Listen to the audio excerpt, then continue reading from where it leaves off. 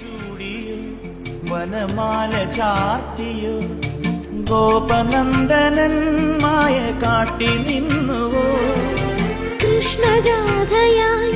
ഇന്നിന്റെ മാനസം നിന്റെ പാദരേണു ചൂടി ധന്യയായി ഞാൻ യമുനാ തടത്തിലും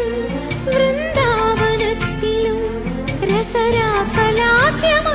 വന്ന രാധയല്ലേ ഞാൻ പ്രിയരാധയല്ലേ ഞാൻ കണ്ടു ഞാൻ കണ്ണനെ